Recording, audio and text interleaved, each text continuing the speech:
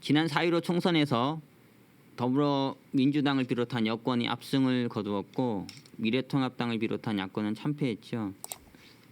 이렇게 아주 분명하게 엇갈린 총선 결과가 나온 후에 여당을 지지하는 기독교인들은 야권 가당에서 말을 하면 이 세상이 마치 제 것이 된 것처럼 한화하고 있고요.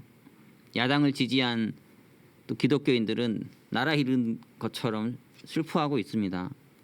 이번 선거 이전에도 촛불 시위와 태극기 집회, 광화문 시위, 광화문 집회 여기에서도 볼 수 있는 것처럼 서로가 완전히 엇갈리는 모습을 보여왔죠.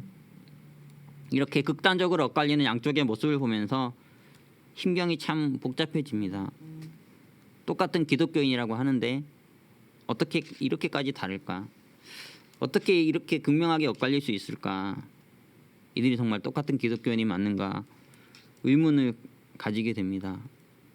우리는 이 현상을 어떻게 보아야 할까요? 우리가 그런 반응을 보이는 것은 정치가 중요해서 그렇겠죠. 정치는 중요하죠. 때로는 한 개인과 한 나라의 운명을 완전히 바꿀 수도 있어요. 북한과 한국의 가장 큰 차이가 있다면 정치 제도의 차이를 꼽을 수 있습니다. 한쪽은 공산주의를 채택했고 한쪽은 자유시장 경제를 채택했죠. 한쪽은 세수 봉건왕조를 선택했고 한쪽은 자유민주주의를 채택했습니다. 그 결과 어떻게 됐는지는 우리가 다 알고 있죠. 그런데 우리가 세상을 그런 관점으로만 본다면 기독교인과 비기독교인은 하나도 다를 바가 없어요. 우리가 세상을 바꾸려면 정치에만 열심히 참여하면 되죠. 그리고 좋은 정치제도 만들고 그러면은 되는 거예요. 하지만 정치가 정말 우리가 가진 모든 문제를 다 해결할 수 있습니까? 물론 정치가 할 수 있는 일이 많이 있어요. 하지만 정치가 할 수 없는 또 한계가 있죠. 그래서 우리가 정치에 대해 관심을 가지되 정치에 너무 지나치게 몰입해서는 안 되고 정치의 한계도 알고 그래서 어느 적정선에서 정치에 참여하는 것이 참 중요하다고 생각합니다. 그렇지 않으면은 정치적 열광주의에 빠질 수 있죠. 너무너무 뻔하고 원론적인 이야기일 수도 있는데요.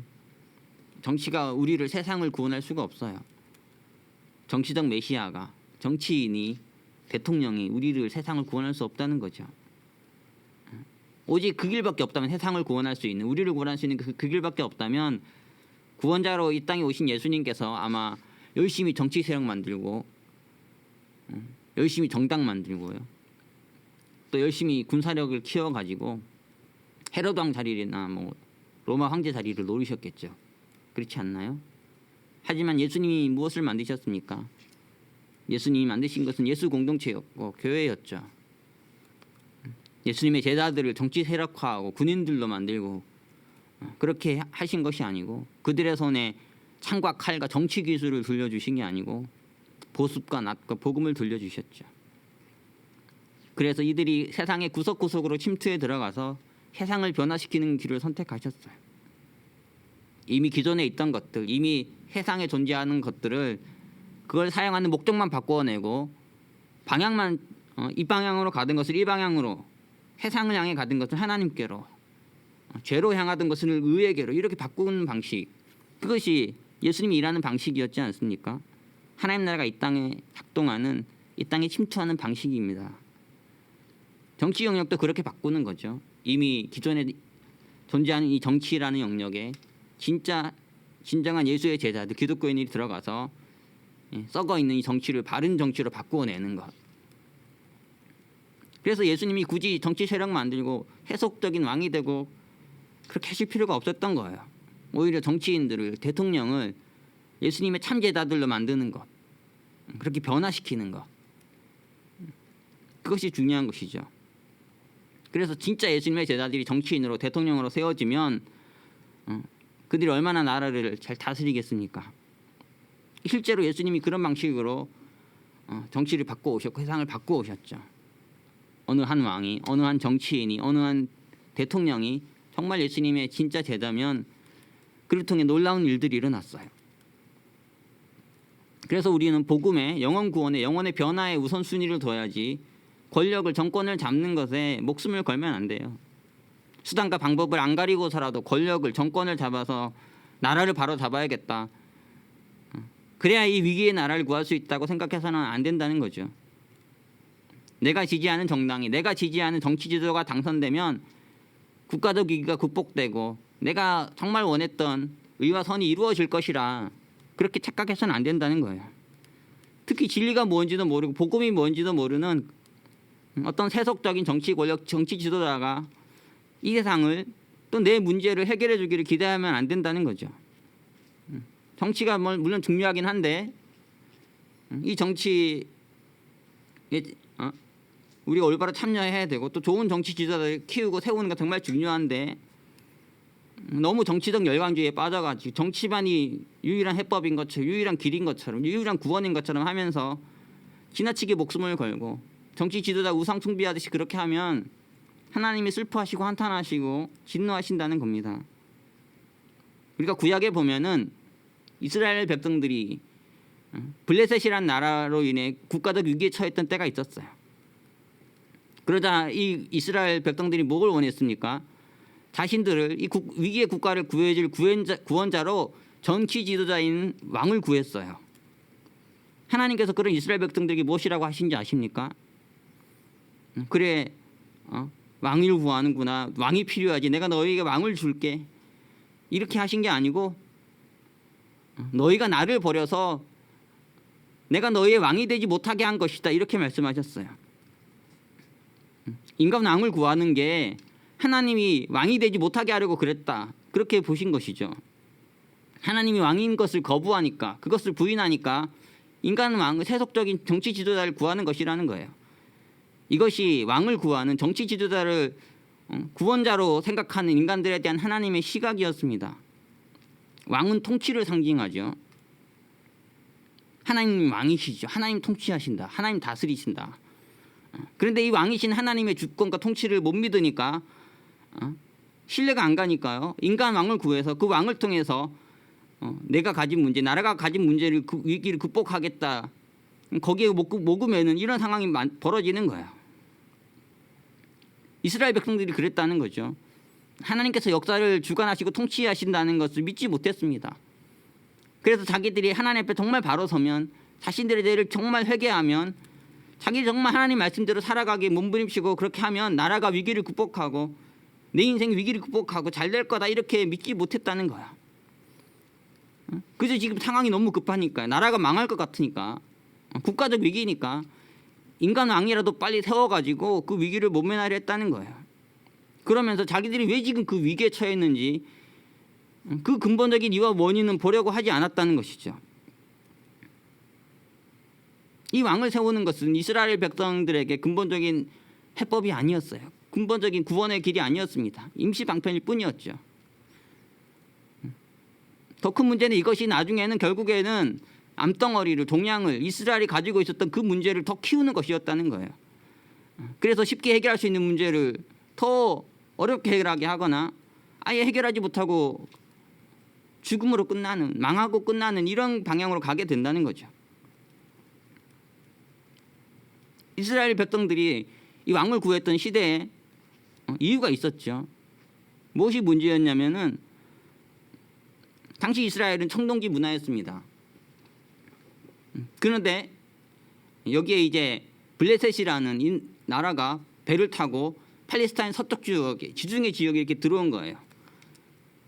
근데 이 블레셋 쪽은 철기 문화를 가지고 있었습니다.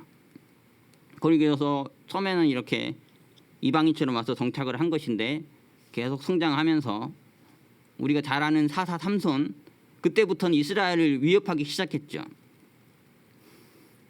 이스라엘은 그런데 어떤 상황이었냐면 지금 말씀드린 좀 청동기 문화였어요. 그리고 어떤 왕이 통치하는 그 하나의 나라가 아니라 12개 지파로 나누어져 있었고, 때로는 이 12지파 간에 갈등이 벌어지고 싸움도 일어났어요. 그래서 서로 싸우다가 목숨도 잃는 그런 비극도 벌어졌죠. 여기에 갑자기 이제 블레셋이라는 철기 문명을 가진 나라가 허리에 탁 가시처럼 이렇게 들어온 거예요. 그러니까 얼마나 불안했겠어요. 물질 문명에서 뒤지고 군사력까지 뒤지니까 나라에 망하겠다 생각을 한 것이죠. 거기에다가 우리가 잘 알고 있는 거인 장수 이 골리앗이 등장했죠. 인간적으로는 도저히 이길 수 없는 그런 장수였습니다. 이런 국가적인 위기, 풍전 등의 위기였다는 거예요. 그래서 이스라엘 백성들은 이 블레셋과 싸우려면은 이스라엘을 결집시키고 나라를 위기에서 구해줄 수 있는 강력한 왕이 필요하다. 그 왕을 앞세워서 싸우자, 이기자, 이 위기를 극복하자 생각한 것이죠. 그 인간적으로 보니까 얼마나 합리적이고 현실적인 판단입니까? 그런데 하나님 보시기에는 그것이 하나님의 왕이 되심을 거부하는 거였다는 거예요. 하나님이 정말 왕이 되셔서 그들을 통치하고 다스린다는 걸 믿지 못하는 일이었다는 것이죠. 그러나 그들 끝까지 왕을 구했어요. 그런데 어떻게 됐습니까? 이스라엘이 소원한 대로 첫 번째 이스라엘 왕으로 사울이 세워졌죠. 그런데 사울이 어땠습니까? 이스라엘 국가적 위기에서 구했습니까? 그렇지 못했어요. 오히려 나라를 더 위기에 몰아넣고 전쟁하다가 오히려 자기가 전사하고 말았죠. 그들이 구원자로 그토록 기대하고 바랬던 이 왕, 그 종발이 너무나 초라하고 비참했습니다. 그 신약 시대에도 보면은 정치적 열광주의 대표하는 이들이 열심당이죠. 성경에서 이 열심당을 상징하는 인물 여러 명 뭐 찾아볼 수도 있는데 가장 대표적으로 바라바를 들 수 있어요. 그는 로마 제국에 의해 가지고 이 정치적 운동 벌이다가 십자가에 처형될 예정이었죠. 그런데 이 처형된 바라바가 처형된 시세였는데 갑자기 풀려났어요. 왜냐하면 바라바 대신에 예수님이 그 십자가에 처형된 상대로 바뀐 거죠. 근데 예수님이 돌아가시고 바라바는 살아났어요. 그런데 이 열심당들은 이 예수님의 십자가 사건을 체험하고서도 변화되지 못했습니다. 그들이 진리를 보지 못했어요. 정말 정치를 바로 세울 수 있는 이스라엘 나라를 구할 수 있고 회복할 수 있는 것이 무엇인지 보지 못했죠. 그들은 계속해서 복음을 통해서 진리를 통해서 영혼을 구원하고 그들을 통해서 정치를 바로 세우고 또 하나님 나라를 이루어가고 뭐 이런 것 방향보다는 옛날처럼 계속 무력과 폭력으로 군사력으로 정치운동으로 이스라엘을 회복하고 구원하려는 그런 정치적 열광주의를 계속한 거예요. 그러다 나라가 완전히 망했죠. 그렇죠. 로마에서 정복돼 가지고 나라 자체가 사라져 버렸어요. 그리고 약 2000년간 나라가 없이 떠도는 떠돌이 신세가 됐죠. 왕을, 정치인을, 대통령을 구원자로 기대했던 그 정치적 열광주의 결과가 이렇게 실패로 끝이 났다는 거죠. 뭐 순간적으로는 문제 해결할 수도 있을 수 있지만 결코 근본적인 해답이 될 수 없고 영원할 수 없는 것이 아닙니까? 하나님께서 그런 것을 다 아셨던 거죠. 그렇죠. 그리고 하나님 또 뭐라고 하셨냐면은 이스라엘 백성이 왕을 구하니까 이 왕이 너희에게 구원자가 되지 않는 것은 물론이고 너희에게 재앙이 될 것이다 이렇게 말씀하셨어요. 실제로 이스라엘 역사를 보면 왕들이 대부분 악한 왕들이었죠. 그리고 그들이 폭정을 해가지고 백성들이 신음해야 했습니다. 뭐 노예처럼 살아야 됐어요. 오늘날에도 자신이 선택하고 뽑은 투표에서 뽑은 그 정치인 대통령으로 인해서 오히려 고통을 당하는 경우가 얼마나 많습니까? 대통령은 대부분 임기 중에 레임덕을 겪죠. 그렇죠. 임기 말에 가면은 레임덕이 와요. 그리고 지지율이 아주 뭐 저 끝으로 추락하죠. 아무것도 해결해 주는 게 없어요. 뭐 나빠지지 않으면 다행이죠. 그렇죠. 그 매번 이런 일 겪으면서도 계속해서 정치 지도자들이 대통령에게 헛된 기대를 품으면서 그가 뭐 뭔가 바꿔줄 것 같이 이렇게 한다는 거예요. 물론 모든 정당이 뭐 정치인이 악하기만 한 것은 아니죠. 사울이 있었다면 다윗이라는 또 사람이 있지 않습니까? 하나님께서 이 다윗이라는 사람을 세우셨는데 이 다윗은 사울과 참 다른 점이 있었어요. 그것은 하나님을 왕으로 인정하는 겸손한 왕이었다는 것이죠. 다윗은 여호와를 자신의 왕으로, 자신의 주로, 자신의 목자로 모셨습니다. 다윗은 하나님이 왕이라는 것을, 하나님이 모든 것을 다스리고 통치하신다는 것을 아는 왕이었어요. 비록 자기가 왕이지만 말이죠. 자기가 다스리고 뭐 통치하고 하는 것 같지만 오히려 자기는 도구일 뿐이고 정말 이 세상을 다스리고 통치하는 분은 하나님이라는 분을 아주 알았던 그런 겸손한 왕이었습니다. 그렇게 훌륭한 신앙을 가지고 있고 또 탁월한 정치인이기도 했던 다윗은 하나님께 위대하게 쓰임 받았죠. 다윗 이후로도 구약에 있는 선한 왕들 보면 다 다윗을 닮아서 신앙이 좋고 하나님의 왕으로 모시는 하나님이 통치자이심을 인정하는 그런 왕들이었어요. 반면에 하나님 버리고 우상 숭배 빠지고 이런 사람들 다 악한 왕이 돼서 나라를 위기에 빠뜨리고 국민을 고통스럽게 하고 그랬죠. 뭐 현대 정치사도 보면은 하나님을 믿는 신실한 정치 지도자들, 미국의 링컨 대통령, 레이건 대통령, 영국의 윌리엄 윌버포스 이런 분들은 정치 영역에서 아주 하나님의 귀하게 쓰임 받았죠. 한국에서도 기독교인 이승만 대통령, 뭐 시각이 엇갈리지만 뭐 비판하는 분도 있고 칭찬하는 분도 있지만 당시 동북아 지역을 보면은 공산주의가 온 세상을 다 덮고 있었어요. 다 지도를 보면 다 빨개요. 그런데 거기에서 오늘의 대한민국의 기초가 된 이 자유민주주의를 도입해서 그 나라를 세우는 위대한 일을 했습니다. 그 기초 하나 잘 놓는 것, 그 정말 중요하죠. 그것만으로 저는 충분히 높이 평가해야 될 가치가 있다고 생각합니다. 건물을 지을 때도 기초가 중요하잖아요, 그렇죠? 기초 잘 만들면은 거기 집을 잘 세울 수 있는데 기초 잘못 만들면은 집이 다 망가지는 거예요. 다 허물어야 되는 거고. 이렇게 훌륭한 대통령 정치 지도자들을 대부분 다 기독교인이었죠, 그렇죠? 설령 뭐 아주 뭐 자기가 내놓고 기독교인이라 하지 않더라도 겸손했던 하늘의 뜻을 받들었던 그런 대통령들, 그런 정치 지도자, 그런 왕들 다 선한 일을 했지만 그렇지 않은 사람들은 다 악한 일을 했었어요. 그래서 우리가 뭐 이렇게 정말 하나님 경외하고 하나님 왕으로 인정하고 하나님 앞에 겸손하고 이런 정치 지도자들 이러면 얼마나 좋겠습니까? 뭐 그러면 우리가 적극적으로 지지할 수 있죠, 그렇죠? 이런 지도자들 많이 키워야 되고. 그런데 한번 질문을 해보자고요. 이번에 당선된 국회의원들, 그들이 하나님을 왕으로 인정합니까? 지금 대통령의 문재인 대통령이 하나님을 왕으로 인정합니까? 이전 대통령이 때 이명박, 박근혜 전 대통령, 이명박 대통령은 뭐 기독교인이기도 했죠.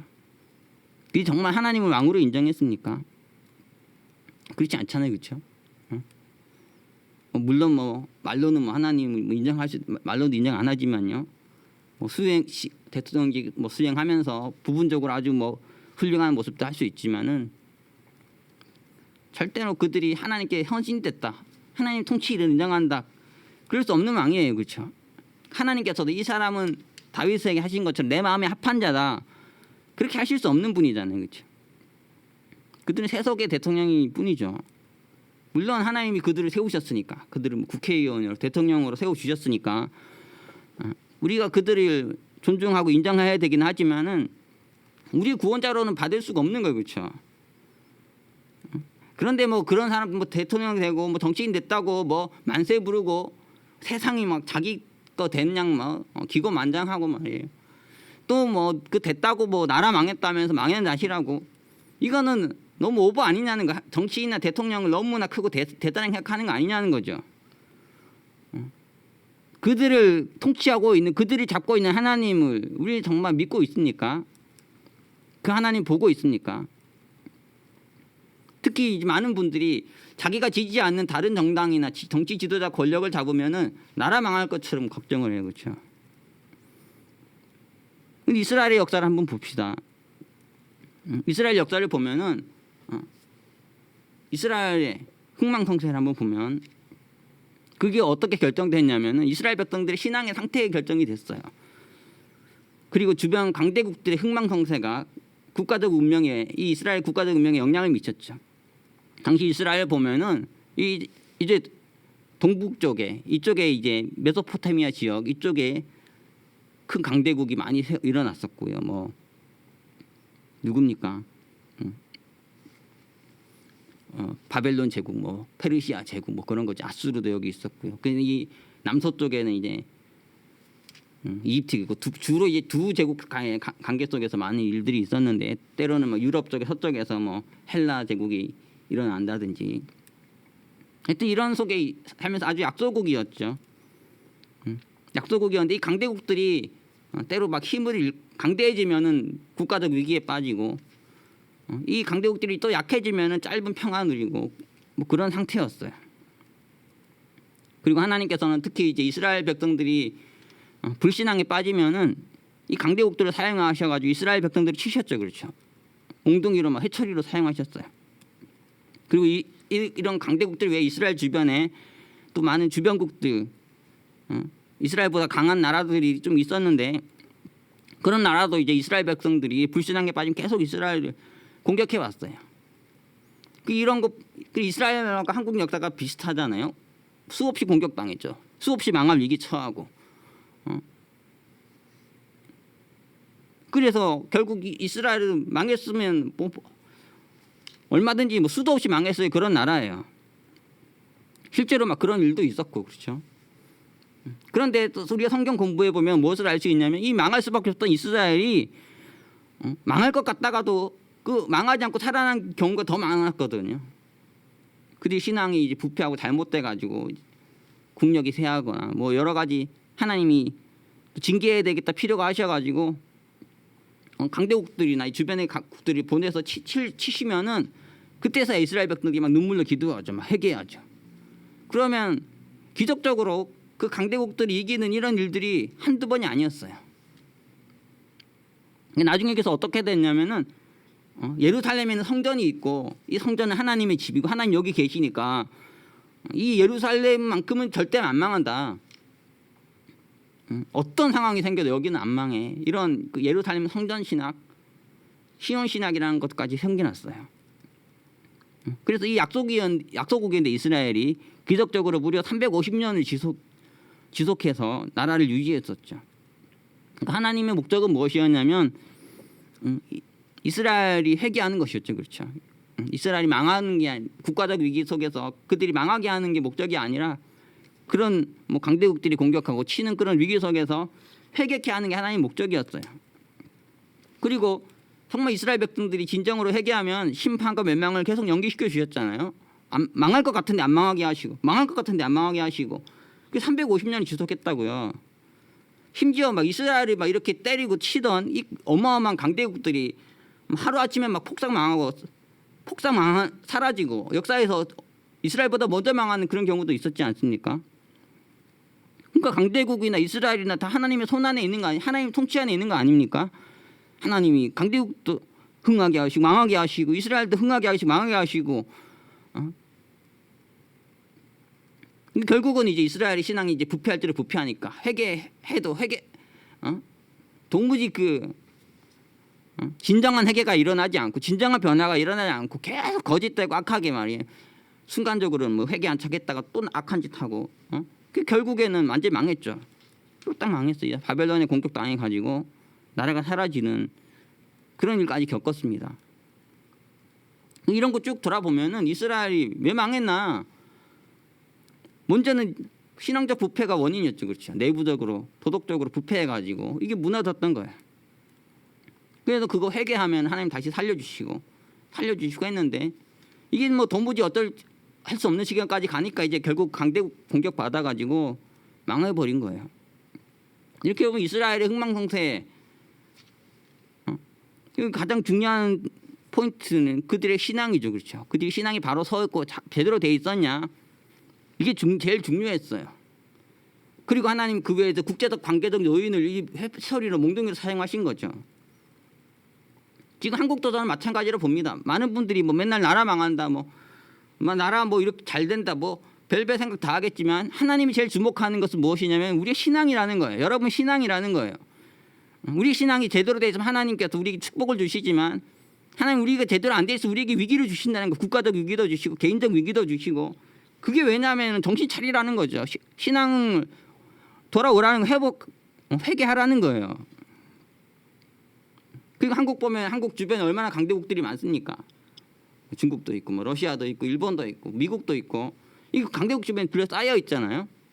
한 치 앞으로 내다볼 수 없어요. 이스라엘과 아주 비슷하지 않습니까? 이 한국의 운명이라는 거, 우리 신앙이 어떻게 되냐의 문제고 또 이 주변 강대국들을 하나님 어떻게 쓰시냐의 문제죠, 그렇죠. 하나님이 우리가 신앙이 잘못되면 주변의 강대국, 주변의 여러 나라들 쓰셔가지고 계속해서 한국을 흔드시지 않겠어요? 회개하면 살려주시고, 회개하면 돌이키시고, 회개치 않으면 계속 위기를 겪고 그런 일들이 계속되지 않겠습니까? 그러니까 왜 나라가 이렇게 위기인지, 왜 이게 나라가 잘못되고 있는지 핵심을 보라는 거죠. 계속 뭐 정치 운동만 해가지고 뭐 정치, 뭐 내가 지지하는 정당, 뭐 내가 지지하는 정치인, 내가 지지하는 국회의원, 내가 지지하는 대통령 되면 나라가 되고 잘 되고 못 되고, 그게 아니라는 거잖아요. 역사를 보라고, 이스라엘 역사를 보면 그게 포인트가 아니잖아요. 여러분이 정치에 이렇게 목을 매는 이유가 뭡니까 정말? 그것만 여러분을 구원하고 그것만 여러분을 살릴 수 있는 게 유일한 길이냐고요. 오히려 여러분의 정말 문제 본질을 외면하고 있는 거 아닌가, 기독교인들이. 여러분이 신앙이 잘못된 게 문제가 아니에요? 여러분의 죄가 문제가 아닙니까? 하나님께서 그것 때문에, 우리가 그 구약에 보면 요나 이야기가 있죠. 요나가 있는데 하나님께서 요나에게 사명을 주셔가지고 니느웨로 가라 그러셨어요. 저는 이런 생각을 해봤습니다. 그 니느웨, 그러니까 아수리의 수도잖아요. 그게 만약에 이제 정말 이스라엘 백성들이 열심히 선교해가지고 아수르를 복음화 시켰다면, 아수르가 공격했겠습니까? 이스라엘을? 형제의 나라가 됐겠지. 근데 안 가요. 원수 나라를 미워하고 막, 우리가 뭐 맨날 막 일본 욕하고요, 러시아 욕, 중국 욕하고 미국 욕하는데 정말 우리가 열심히 복음 전해가지고 그들이 기독교 국가가 되면 한국을 치겠냐고요. 그렇겠습니까? 맨날 미워만 하고 맨날 증오만 하고 말이에요. 우리에게 주어진 복음의, 우리에게 준 선교의 사명 감당하지도 않고 뭐 정치적으로만 맨날 해법을 가지고, 하여튼 거기 보면은 하나님 요나에게 가라고 했는데 가기 싫어요. 뭐 내가 저 적국의 원수 나라에 내가 왜 가야 됩니까? 도망가거든요. 이렇게 휙 도망가요. 그 배를 타가지고 이제 완전 딴 곳으로 가려고 그러는데, 그 요나가 배에 탔는데 하나님께서 그 배를 흔드시잖아요. 요나가 탄 배. 그 요나 때문에 말, 그 배에 탄 사람 다 죽게 된 거예요. 그 하나님께서 누구 때문에 그 전체를 흔들었냐고, 왜 배에 탄 멀쩡한 사람들이 왜 다 흔들렸냐고. 요나 때문이잖아. 요나 한 사람이 하나님이 주신 명령에, 사명에 순종하지 않고 니느웨로 가라고 하는데 딴 데 가다가 그 한 명 때문에 이 배 전체가 흔들린 거라고요. 그 사람 다 죽을 위기에 처했잖아요. 왜 이 한국이라는 이 배가 흔들립니까? 왜 이 한국이라는 나라가 이 위기에 처했습니까? 기독교인 때문 아닐까요? 기독교인들이 주어진 사명 잘 감당 안 하니까, 해야 될 책임을 하지 않으니까, 그 기독교인 때문에 이 배 전체가 흔들려가지고 이 나라가 위기를 겪고 사람들이 고통당하는 것은 아닐까요? 그러니까 우리가 뭐 정치도 중요하고 외교도 중요하고 뭐 많은 게 중요하지만, 저는 구약을, 이스라엘 역사를 놓고 볼 때 정말 하나님이 주목해 보는 것 우리의 신앙이라고 생각합니다. 믿는 자들이, 기독교인들의 신앙이라고 생각해요. 그들이 정말 하나님 앞에 바로 선다면, 그들이 정말 하나님 앞에 죄가 있을 때 회개하고 돌아선다면, 저는 하나님께서 이 한국을 회복시켜 주실 거라고 믿습니다. 이 한국을 위기에서 극복하게 해 주실 거예요. 그런데 그 하나님 앞에 본질적 우리 안에 있는 문제를 보지 못하고 맨날 정치인 정치 어떤 정당 그 통해 가지고 이 나라가 뭐 구원받을 것처럼 뭐 회복될 것처럼, 여러분 얼마나 많이 복음에서 본질에서 벗어나 있어요. 정치가 뭐 문제 쓸모 없다는 얘기하는 게 아니에요. 외교 필요 없고 이런 얘기하는 게 아니지 않습니까? 다 중요해요. 다 중요하지만은 그게 문제 해결의 본질이 아니고 문제 해결의 핵심이 아니라는 것이죠.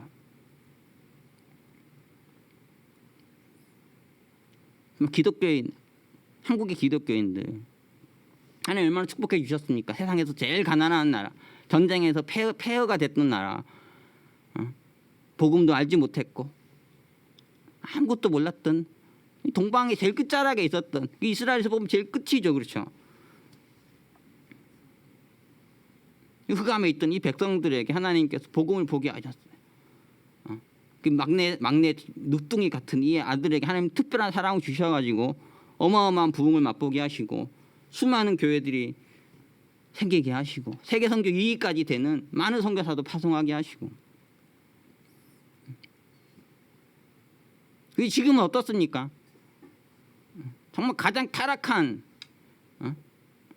뭐 지금 대통령이니 뭐 정치인 국회의원이니 기독교 수두룩해요. 이 사회에서도 뭐 수두룩하죠. 그들이 하나님의 말씀대로 살지 않고 정말 신앙인답게 살지 않고 거짓되고 악하게 살아가서 이 나라가 이 위기에 처하는 것이 아닐까요?